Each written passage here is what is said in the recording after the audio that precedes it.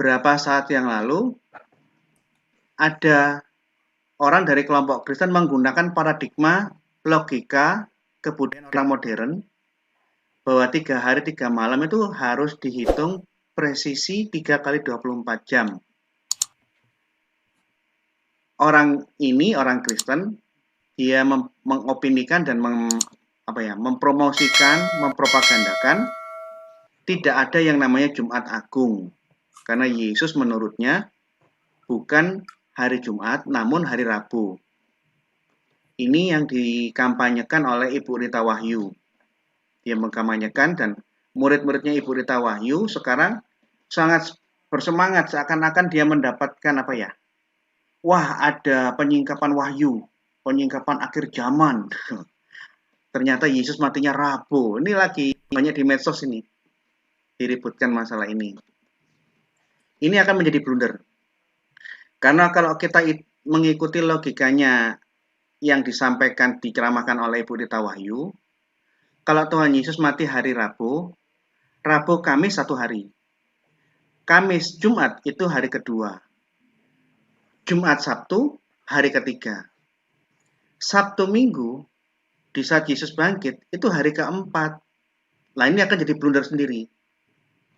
Tapi bagaimana kita menjelaskan bahwa hal ini keliru dan yang ini yang benar, tidak sesederhana mengatakan ini salah, tidak salah, tapi kita harus kaji lebih dalam apa kata Alkitab, apa catatan-catatan bapak-bapak gereja, dan catatan-catatan terkuno kekristenan.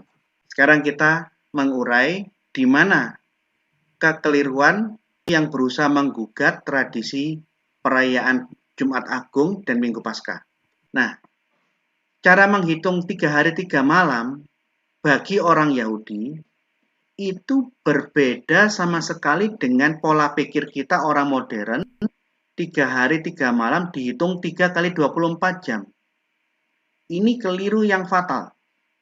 Orang Yahudi kuno tidak pernah melakukan perhitungan seperti itu. Bahkan di dalam aturan perhitungan hari di zaman sekarang untuk adat Yahudi, tidak pernah menghitung hari berdasarkan 1 kali 24 jam, 2 kali 24 jam. Tidak pernah seperti itu. Dan untuk menjelaskan kata Yesus harus mati 3 hari 3 malam, sudah dijelaskan oleh Santo Agustinus bahwa 3 hari 3 malam itu Yesus mati hari Jumat, bangkit hari Minggu. Ya, kita lihat penjelasannya Santo Agustinus. Ini bapak gereja yang sangat terkenal di kalangan orang-orang John Calvin, Martin Luther, itu banyak sekali mengutip tulisan-tulisan Santo Agustinus. Nih. Di dalam bukunya On Trinity, buku keempat, pasal 6, poin ke-10, Agustinus yang mengatakan, hari pertama itu akan dihitung sebagai 1 hari penuh, sekalipun dia berada di bagian yang terakhir. Dan hari ketiga dihitung sebagai 1 hari penuh juga, sekalipun dia hanya sebagian di awal hari itu. Namun antara hari pertama dan hari kedua, itu terhitung 24 jam utuh. Inilah penjelasannya Santo Agustinus. Jadi Yesus mati di hari Jumat di sore hari. Dalam adat Yahudi, itu hari pertama kematiannya. Dia mati di menit-menit terakhir, di jam-jam terakhir sebelum pergantian hari, itu hari pertama. Begitu Jumat malam, sampai Sabtu sore, itu hari kedua. Begitu Sabtu sore, naik Sabtu malam sampai Minggu sore, itu hari ketiga. Ini. Dan dia jelaskan, Yesus disalib pada jam ketiga. Jam ketiga dalam hitungan Yahudi ini jam 9 pagi. Karena jam pertama Yahudi itu jam 6 pagi. Jadi kalau kita baca catatan-catatan kuno, ingat ya, kita harus menggunakan pola pikir kebiasaan orang kuno. Yesus disalib pada jam ketiga, jam 3 itu maksudnya bukan jam 3 malam, tapi jam 9 pagi karena jam pertama itu jam 6 pagi, jam 6. Dia disalib pada hari ke-6 Minggu itu.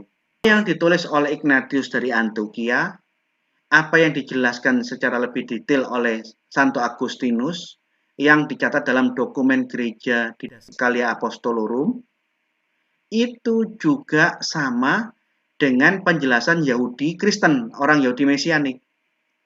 3 hari 3 malam kematian Yesus sama sekali tidak dihitung 3 kali 24 jam karena itu asing dari budaya Yahudi. Untuk detailnya silakan baca, saya tunjukkan linknya ya. Ini kan direkam, Anda bisa lihat linknya, bisa cek sendiri. Nah, kematian Yesus itu persis dengan budaya cara hitungan Yahudi kuno yang sudah saya tunjukkan tadi. Yesus mati Jumat sore. Dia dipaku jam 12. Mati jam 3. Itu hari pertama. Dia dikuburkan sebelum jam 6. Jumat malam sudah masuk Sabat. Jumat malam sampai Sabtu sore itu hari kedua. Ini hari kedua. Sabtu sore. Sabtu malamnya sampai Minggu sore itu sudah masuk hari ketiga. Jadi benarlah Alkitab mengatakan Yesus bangkit pada hari yang ketiga. Ini cocok dengan semua data-data literatur Yahudi, cocok dengan apa yang ditulis oleh bapak-bapak gereja. Mengenai 1 hari 1 malam dalam budaya Yahudi, jangan dibayangkan 1 hari 1 malam dalam otak kita ya.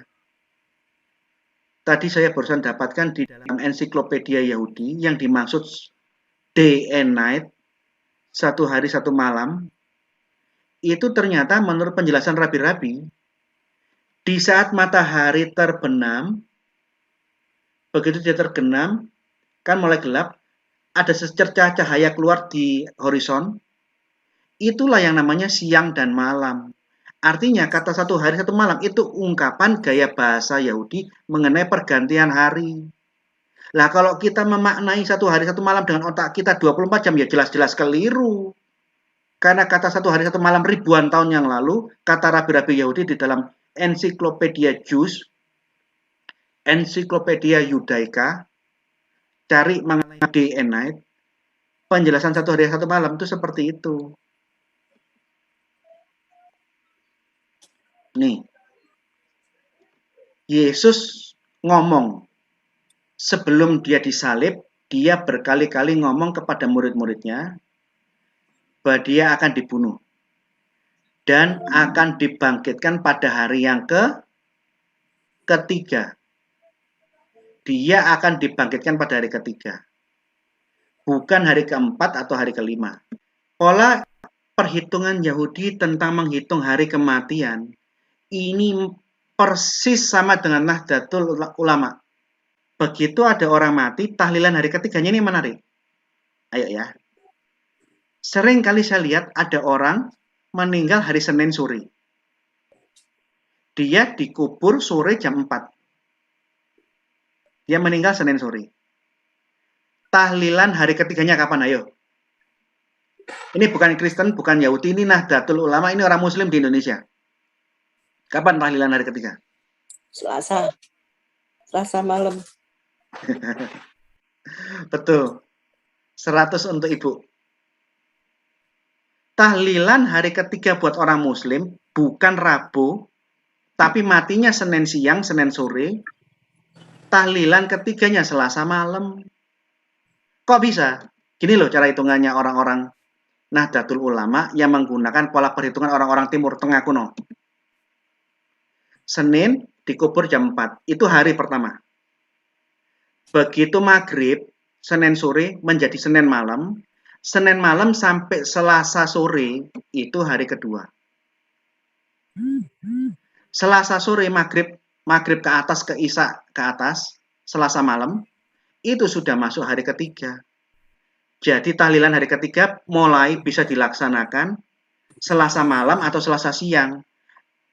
Tidak boleh hari Rabu, karena begitu Selasa malam, Selasa sore lewat Selasa malam, itu sudah masuk hari keempat.